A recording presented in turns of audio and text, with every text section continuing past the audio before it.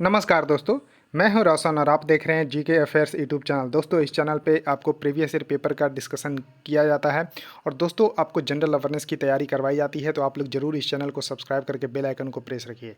दोस्तों, इस सीरीज़ का मेरा सपना था और आप लोगों के लिए जो है इस सीरीज़ का वैल्यू क्या होगा वो आगे आने वाले दिनों में पता चल जाएगा।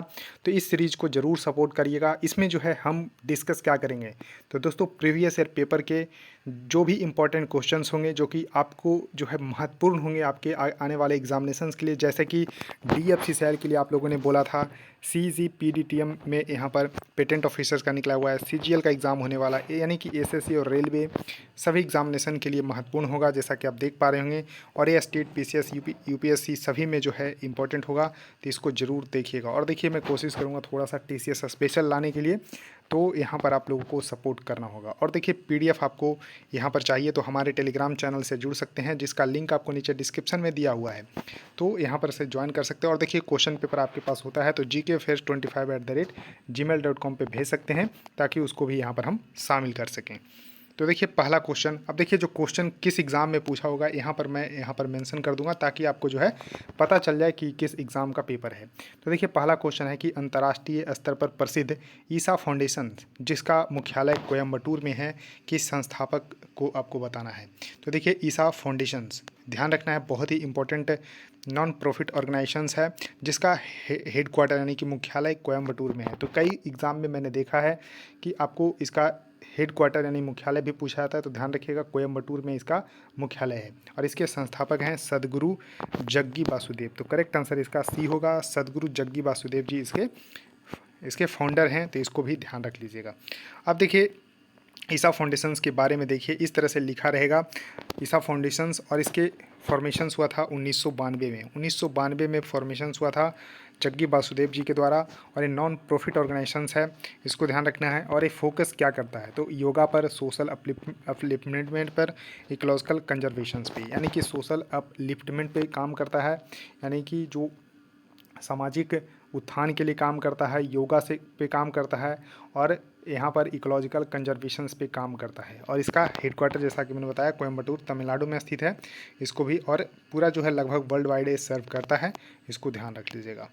उसका देखिए, नेक्स्ट क्वेश्चन आपके सामने है कि फुकेत, जैसा कि आप देख पा रहे हैं, फुकेत एक प्रसिद्ध जो है पर्यटन स्थल है, वो किस देश में स्थित है। तो देखिए, बहुत लोग इस देश को विजिट करते हैं, तो उस देश का नाम है थाईलैंड। तो थाईलैंड में ही फुकेत एक प्रसिद्ध पर्यटन स्थल है।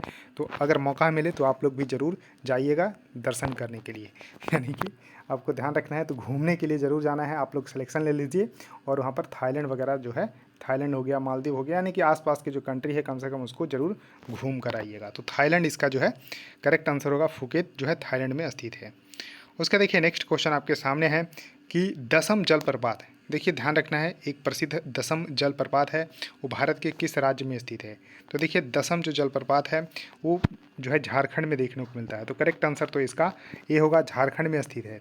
अब देखिए, झारखंड में जो है दो और जलप्रपात आपको ध्यान रखना है, हुंडरू जलप्रपात और एक जोहना। तो ध्यान रखिएगा, तीन जलप्रपात को मैंने बता रहा हूँ, जोहना और हुंडरू। तो हुंडरू जलप्रपात, जोहना जलप्रपात और दसम जलप्रपात, ये भारत के झारखंड राज्य में स्थित है। अब देखिए, दसम जो जलप्रपात है उसके बारे में देखिए, एक सुंदर नज़ारा आप देख सकते हैं, अगर घूमने जा सकते हैं तो जाइए। तो देखिए, दसम जो फॉल्स है वो 34 किलोमीटर जो है, रांची जो शहर है, ऑन रांची टाटा जो रोड है, तो तैमारा विलेज के नज़दीक है। 34 किलोमीटर की दूरी पर स्थित है रांची से, तो इसको भी ध्यान रखना है। और place is also known as a Dasamgarh, तो दसमगढ़ के रूप में भी इसको जानते हैं। और major water source of this जो वाटरफॉल है वो है कचनी रिवर, जो कि एक ट्रिब्यूटरी है, आपको ध्यान रखना है किसका, तो यहाँ पर स्वर्ण रेखा नदी का। तो इस तरह से आपको थोड़ा सा ध्यान रखना है। और इसका जो अल्टीट्यूड है 144 फीट ऊंची है, तो 144 फीट इसकी ऊंची है, इसको भी ध्यान रख लेना है, बहुत ही इंपॉर्टेंट है। तो यहाँ पर कचनी रिवर पे स्थित है जो कि दसम फॉल्स, तो इसको भी ध्यान जरूर रख लीजिएगा, ये सुंदर नज़ारा आप लोग देख पाएंगे। उसका देखिए, नेक्स्ट क्वेश्चन आपके सामने है कि केरल के निम्नलिखित में से किस कला रूप का मूल विषय जो है हास्य है, व्यंग्य है और सामाजिक आलोचना है। यानी कि देखिए जो मूल विषय है इसका वो हास्य है, यानी कि हंसाना है, व्यंग्य करना है और सामाजिक आलोचना है, उस कला का रूप बताना है। तो देखिए ये चारों नृत्य अगर कला देखने को अगर मिलता है तो ये कला रूप चारों जो है यहाँ पर केरल का ही है। तो यहाँ पर पहचानना मुश्किल हो जाता है कि केरल का कौन सा यहाँ पर जो है कला रूप जो है सही होगा। तो देखिए कथकली और मोहिनीअट्टम की अगर हम बात करते हैं तो ये क्लासिकल डांस है। ये दोनों जो है केरल का क्लासिकल डांस है, यानी कि भारत में कुल मिलाकर 8 जो है क्लासिकल डांस है। उसमें जो है शास्त्रीय नृत्य की बात करते हैं तो 8 शास्त्रीय नृत्य भारत में है, जिसमें कि कथकली और मोहिनीअट्टम केरल का है। तो ये दोनों तो आपको आंसर नहीं होगा। लेकिन यहाँ पर ओट्टन थुल्लल इसका सही उत्तर होगा। तो करेक्ट आंसर इसका डी होगा। ओट्टन थुल्लल जो है इसका सही उत्तर होगा, इसको जरूर ध्यान रखना है। और देखिए अगर हम बात कर लेते हैं ऑप्शन नंबर सी की बात कर लेते हैं, जो कि चबित्तू नटकम जो है इसको डांसेस ऑफ द किंग भी बोलते हैं। तो इसको डांसेस ऑफ द किंग भी बोलते हैं, इसको चबित्तू नटकम को, इसको भी ध्यान रखिएगा, ये भी केरल से ही है। उसके बाद नेक्स्ट क्वेश्चन आपके सामने है कि जो त्रावणकोर की पूर्व रियासत आज भारत के किस आधुनिक राज्य का हिस्सा है। तो देखिए त्रावणकोर की जो पूर्व रियासत थी वो केरल से ही बिलोंग करती थी।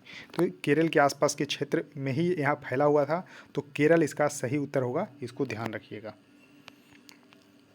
अब देखिए नेक्स्ट क्वेश्चन है कि कंटेक्स्ट ऑफ नेविगेशन, यानी कि नेविगेशन के संदर्भ में बताना है कि जीपीएस का पूरा नाम क्या है। तो देखिए ये भी क्वेश्चन GSECL यानी कि गुजरात स्टेट इलेक्ट्रिसिटी बोर्ड में ही पूछा गया है। तो नेविगेशन के संदर्भ में जीपीएस का पूरा नाम है global positioning system. Global positioning system इसका सही उत्तर होगा, तो इसको भी ध्यान रख लेना। तो करेक्ट आंसर इसका बी होगा, ग्लोबल पोजिशनिंग सिस्टम। अब ये देखिए एक ग्लोबल लेवल पे है और एक कहाँ किस देश का है, तो अमेरिका का है। लेकिन क्या भारत के पास भी ऐसी पोजिशनिंग सिस्टम है, तो जी हाँ है, लेकिन उसकी रेंज कम है। रेंज करीब 1500 किलोमीटर के आसपास है, यानी कि भारत के आसपास जो 1500 किलोमीटर के आसपास जो क्षेत्र है वहाँ पर काम करती है। उसका नाम है, ध्यान रखिएगा, IRNSS, इसको शॉर्ट में बोलते हैं NAVIC। अब बोलिएगा इतना जो है, तो देखिए IRNSS यानी कि Indian regional navigation satellite system. Indian regional navigation satellite system इसका फुल फॉर्म है, और इसका ऑपरेशनल नेम है वो है नाविक के रूप में जाना जाता है। इसको ध्यान रख लीजिएगा, और जो जिसका रेंज जो है 1500 किलोमीटर के आसपास है। उसके बाद नेक्स्ट क्वेश्चन आपके सामने है कि सिटी जो कि सूरत, जो कि रेशम और हीरो के कारोबार के लिए प्रसिद्ध है, वो भारत के किस राज्य में स्थित है। तो देखिए सूरत बहुत ही आए दिन चर्चा में रहता है, क्योंकि यहाँ पर पहला जो है रोड बनाया गया था स्टील स्लैग से, इसको भी ध्यान रखना है। और जो बुलेट ट्रेन जो यहाँ पर चलने वाली है, जो कि मुंबई अहमदाबाद बुलेट ट्रेन है, जिसका पहला स्टेशन, ध्यान रखिएगा करंट में पूछा जा सकता है कि मुंबई अहमदाबाद जो बुलेट ट्रेन बन रही है उसका पहला स्टेशन कहाँ बन रहा है, तो सूरत में ही बन रहा है। इसको भी ध्यान रख लीजिएगा। तो रेशम और हीरे के लिए जो प्रसिद्ध जो सूरत जो शहर है वो भारत के गुजरात राज्य में स्थित है। तो करेक्ट आंसर इसका डी सही होगा, गुजरात में स्थित है, इसको ध्यान रखिएगा। उसके बाद देखिए नेक्स्ट क्वेश्चन आपके सामने है कि बम्बारकंडा झरना जो है, यानी कि बम्बारकंडा जो जलप्रपात है वो किस देश के सबसे ऊंचे झरनों में से एक है। तो सबसे ऊंचे झरनों में से एक बम्बारकंडा जो झरना है वो श्रीलंका में देखने को मिलता है। तो करेक्ट आंसर यहाँ पर ए होगा, श्रीलंका। श्रीलंका ध्यान रखिएगा, श्रीलंका इसका सही उत्तर होगा। अब देखिए इसके बारे में कुछ और जानिए। तो देखिए जो बम्बारकंडा झरना है, जिसे बम्बार केले झरना भी कहा जाता है, श्रीलंका का सबसे ऊंचा झरना है। तो इसलिए ये न्यूज में था और इस वजह से क्वेश्चन पूछा जाता है। जो अपने आसपास की जो कंट्रीज़ हैं, यानी कि पड़ोसी देश हैं, उससे जो है सबसे ऊंचे, सबसे लंबे, इस तरह से क्वेश्चन पूछे जाते हैं। तो श्रीलंका का सबसे ऊंचा झरना है बम्बारकंडा झरना, जिसकी अगर हम ऊंचाई की बात करते हैं तो 263 मीटर ऊंचा है। 263 मीटर, अगर फीट में बात करते हैं तो 863 फीट ऊंचा है, और दुनिया के 461 में। तो देखिए दुनिया में यहाँ पर आपको ध्यान नहीं रखना है, श्रीलंका का सबसे ऊंचा झरना है। और बादुल्ला जिले के कालू पहाना में स्थित यह झरना जो है यहाँ पर ध्यान रखना है। तो और जो कि बालबे नदी की सहायक नदी है, तो यहाँ पर झरना कूडा ओया द्वारा बनाया जाता है। तो एक नदी है कूडा ओया, इसके द्वारा बनाया जाता है, जो कि बालबे नदी की एक सहायक नदी है। तो इसको ध्यान रखना है, इम्पोर्टेंट है। उसका देखिए नेक्स्ट क्वेश्चन है कि कंप्यूटर के संदर्भ में GIF, तो देखिए GIF आप लोगों ने बहुत भेजा होगा व्हाट्सएप पे वगैरह, तो अपने दोस्तों के पास। तो GIF का पूर्ण रूप क्या है? तो ग्राफिक्स इंटरचेंज फॉर्मेट इसका सही उत्तर होगा, तो इसको ध्यान रख लीजिएगा। तो करेक्ट आंसर इसका सी होगा, ग्राफिक्स इंटरचेंज फॉर्मेट। तो इसको ध्यान रखिएगा, इसको इंग्लिश फॉर्मेट में ही ध्यान रखना है आपको। ग्राफिक्स इंटरचेंज फॉर्मेट इसका वैसे देखिए ट्रांसलेट कर दिया है ग्राफिक्स बदलाव प्रारूप, जबकि ग्राफिक्स इंटरचेंज फॉर्मेट ही इसका सही उत्तर होगा। तो करेक्ट आंसर इसका सी सही होगा। उसके बाद नेक्स्ट क्वेश्चन आपके सामने है कि निम्नलिखित में से किस प्राचीन राजवंश ने आज के केरल राज्य के विशाल क्षेत्रों को कवर किया है? तो देखिए इसका करेक्ट आंसर होगा चेर राजवंश। तो चेर राजवंश इसका सही उत्तर होगा, इसको जरूर ध्यान रखना है। अगर हम बात करते हैं कि चेर राजवंश के फाउंडर कौन थे, तो उदयन चेरालथान। तो ध्यान रखना है, उदयन चेरालथान इसके जो है संस्थापक थे, यानी कि इसके फाउंडर थे किसके? तो चेर राजवंश के।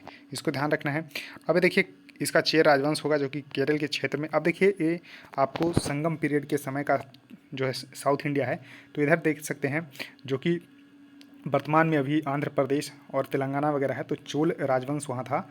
इसके बाद देखिए तमिलनाडु के क्षेत्र में पांड्य राजवंश था, और देखिए चेरा यहाँ पर देख सकते हैं जो कि यहाँ पर आपको केरल के आसपास के क्षेत्र को देखने को मिल रहा है।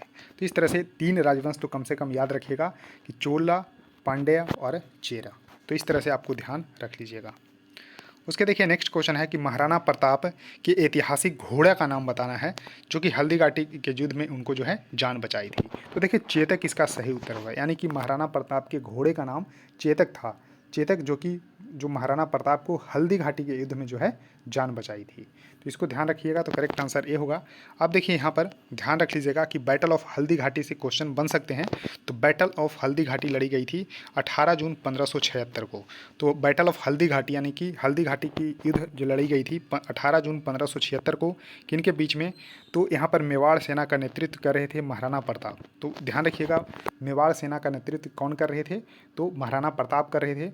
और यहाँ पर मुगल सेना का नेतृत्व कर रहा था अंबर के मान सिंह प्रथम। तो दोनों के बीच में लड़ाई हुई और यहाँ पर मुगल सेना ही विजयी हुई थी। तो ध्यान रखना है कि हल्दीघाटी के युद्ध में मुगल सेना ही विजयी हुई थी, यानी कि जो अंबर के मान सिंह प्रथम के नेतृत्व वाली मुगल सेना थी वही विजयी हुई थी। और यहाँ पर महाराणा प्रताप को हार का सामना करना पड़ा था, जो कि मेवाड़ सेना का जो है नेतृत्व कर रहे थे। 18 जून 1576 को हल्दीघाटी की लड़ाई लड़ी गई थी, जिसमें उनके घोड़े चेतक जो थे उन्हीं जो है जान बचाने में जो है यहाँ पर महत्वपूर्ण भूमिका निभाई थी। तो ध्यान रखिएगा, इंपॉर्टेंट है। उसके देखिए नेक्स्ट क्वेश्चन है कि नियाग्रा नदी संयुक्त राज्य अमेरिका और किसके बीच एक अंतर्राष्ट्रीय सीमा के रूप में कार्य करती है? तो नियाग्रा नदी, और नियाग्रा नदी पे नियाग्रा फॉल्स है जो कि दोनों देशों के बीच में स्थित है। तो वो देश है कनाडा और अमेरिका। तो कनाडा इसका सही उत्तर होगा, करेक्ट आंसर इसका सी होगा। अब देखिए मैप में देख लीजिए थोड़ा सा, तो आपको क्लियर हो जाएगा। तो जैसा कि देख पा रहे होंगे लेक ओंटारियो है, और उधर से नियाग्रा रिवर जो है यानी कि नियाग्रा नदी जो है फॉल करती है। और यहाँ पर देखिए फॉल है जो कि नियाग्रा फॉल्स जो है यहाँ पर ओंटारियो यानी कि देखिए एक कनाडा के क्षेत्र का है और इधर आपको अमेरिका है। तो नियाग्रा फॉल्स दोनों देशों में स्थित है। तो इस तरह से देखिए ये सीमा बना रही है किसके? तो कनाडा और अमेरिका के बीच में। तो इस मैप से आपको क्लियर पूरा दृश्य पता चल रहा होगा, इसको ध्यान रखिएगा। उसके बाद क्वेश्चन है कि CCI का पूर्ण रूप क्या है, जो कि भारत में मुख्य राष्ट्रीय प्रतिस्पर्धा नियामक है। यानी कि जो नेशनल कंपटीशन रेगुलेटर है इंडिया में, CCI, उसका पूरा जो है नाम क्या है? तो कंपटीशन कमीशंस ऑफ इंडिया इसका पूरा नाम है। तो इसको ध्यान रखिएगा, कंपटीशन कमीशंस ऑफ इंडिया। तो इसका करेक्ट उत्तर होगा सी, कंपटीशन कमीशंस ऑफ इंडिया। अब देखिए इसके बारे में थोड़ा जानिए। तो देखिए कंपटीशन एक्ट लाया गया था 2002 में। कंपटीशन एक्ट कब लाया गया था? 2002 में। अब देखिए ऐसा क्यों जो है लाना पड़ा था? क्योंकि बाज़ार में जो है कंपटीशंस बना रहे, यानी कि मोनोपोली को ना क्रिएट कर ले। जैसे कि अगर हम एक थोड़ा सा एग्जांपल दें, टेलीकॉम सेक्टर में अगर पूरी कंपनी हट जाए, जैसे कि आपको एयरटेल, वोडा और सिर्फ जियो का यहाँ पर वर्चस्व हो जाए, तो होगा एक कि अभी जो है जितने का पैक मिल रहा है तो उसके ज़्यादा जो है अपना टैरिफ जो है प्लान बढ़ा देंगे और उसके बाद जो है मोनोपोली के साथ अपना जो है एंजॉय करेंगे। तो इसलिए जो है कंपटीशन जो है एक्ट लाया गया 2002 में, जिसके तहत कंपटीशन कमीशंस ऑफ इंडिया बनाएगा, जो कि रेगुलेट करती है मार्केट में कॉम्पिटिशन्स को यहाँ पर बना रहे। तो यहाँ पर 14 अक्टूबर 2003 को कंपटीशन कमीशन ऑफ इंडिया का गठन हुआ कंपटीशन एक्ट 2002 के तहत, जो कि यहाँ पर monopolies and the restrictive trade practice को यहाँ पर रोकती है। तो इस तरह से ध्यान रखिएगा। इसका हेडक्वार्टर न्यू दिल्ली में है। और इसकी अगर हम बात कर लेते हैं कि अभी चेयरपर्सन कौन है, तो रवनीत कौर हैं। तो रवनीत कौर जो कि IAS हैं, जो कि इसके चेयरपर्सन हैं कंपटीशन कमीशन ऑफ इंडिया के। तो ध्यान रखिएगा, ये करंट में पूछा जा सकता है। तो रवनीत कौर इसका जो है ध्यान रखिएगा है। अब देखिए क्वेश्चन है कि निम्नलिखित में से कौन सा राज्य जो है कलमकारी कपड़े के लिए प्रसिद्ध है। तो देखिए कलमकारी जो है यहाँ पर पेंटिंग भी किया जाता है, तो इसको ध्यान रखना है। कलमकारी, तो देखिए कलम से यहाँ पर किया जाता है पेंटिंग, तो इस तरह से ध्यान रखिएगा। तो आंध्र प्रदेश के जो क्षेत्र है, तो देखिए आंध्र प्रदेश और तेलंगाना, क्योंकि तेलंगाना 2 जून 2014 से पहले जो है आंध्र प्रदेश का ही पार्ट था। तो ध्यान रखिएगा, तो आंध्र प्रदेश और तेलंगाना दोनों होगा, लेकिन आंध्र प्रदेश ही ऑप्शन में है, तो आंध्र प्रदेश इसका सही उत्तर होगा। तो इसको भी ध्यान रखिएगा। अब देखिए कलमकारी के बारे में इस तरह से दृश्य देख सकते हैं। तो ये कलमकारी है, किस तरह से देख पा रहे होंगे कि इनके हाथ में कलम है, तो कलम से ही एक जो है चित्रकारी की जा रही है। तो Kalamkari which literally means pen work, यानी कि कलम के द्वारा वर्क किया जाता है। इसे मल्टी स्टेप प्रोसेस, यानी कि कुल मिलाकर इसमें 23 स्टेप होते हैं। तो ध्यान रखिएगा, कभी ये भी पूछा जाएगा कि कितने स्टेप होते हैं, तो 23 स्टेप होते हैं। और किसके लिए, तो डिज़ाइन क्रिएट करने के लिए। जैसा कि आप देख पा रहे होंगे, डिज़ाइन क्रिएट कर ओनली नेचुरल डाइज इसमें यूज़ किया जाता है कलमकारी में। और देखिए कलमकारी जो ओरिजिनेट हुआ था मॉडर्न डे जो आंध्र प्रदेश और तेलंगाना में, जो कि 100 ईयर्स अगो हुआ था। तो इसको भी ध्यान रख लीजिएगा, बहुत ही महत्वपूर्ण क्वेश्चन पूछा जाता है। उसका देखिए क्वेश्चन है कि MRTP एक्ट, तो MRTP एक्ट है जिसका पूरा जो है नाम क्या है। तो देखिए MRTP का फुल फॉर्म होता है monopolies and the restrictive trade practice. Correct answer इसका डी होगा, एकाधिकार और प्रतिबंधात्मक व्यापार प्रथाएं, जो कि इसको लाया गया था 1969 में, 1969 में इस एक्ट को लाया गया था। तो किसके लिए, तो monopolies and the restrictive trade practice. जैसा कि अभी मैंने कुछ देर पहले बताया था कि कंपटीशन कमीशन ऑफ इंडिया का गठन कंपटीशन एक्ट 2002 के तहत हुआ था। तो देखिए उससे पहले monopolies and the restrictive trade practice act था 1969 का, जिसके तहत जो है मार्केट में रेगुलेट किया जाता था, यानी कि कंपटीशंस को बनाया जो है रखा जाता था। तो इस तरह से आपको ध्यान रखना है, monopolies and the restrictive trade practice, जो कि 1969 यानी कि 1969 का एक्ट था। तो इसका पूरा जो है नाम होगा। तो दोस्तों इस वीडियो में हम 15 क्वेश्चन ही डिस्कस करेंगे, क्योंकि 15-15 का सीरीज यहाँ पर लेकर आएंगे, जो कि आपके एग्ज़ाम के लिए बहुत ही महत्वपूर्ण होगा। तो इस सीरीज़ को ज़रूर जो है सपोर्ट करिएगा, बहुत सारे इसमें क्वेश्चन मैं करवाऊँगा। तो बस आपको वीडियो को लाइक एक दे देना है, और शेयर कर सकते हैं तो कर दीजिएगा, और चैनल को सब्सक्राइब करके बेल आइकन को प्रेस रखिएगा। सो थैंक यू दोस्तों, इस वीडियो में इतना ही, धन्यवाद।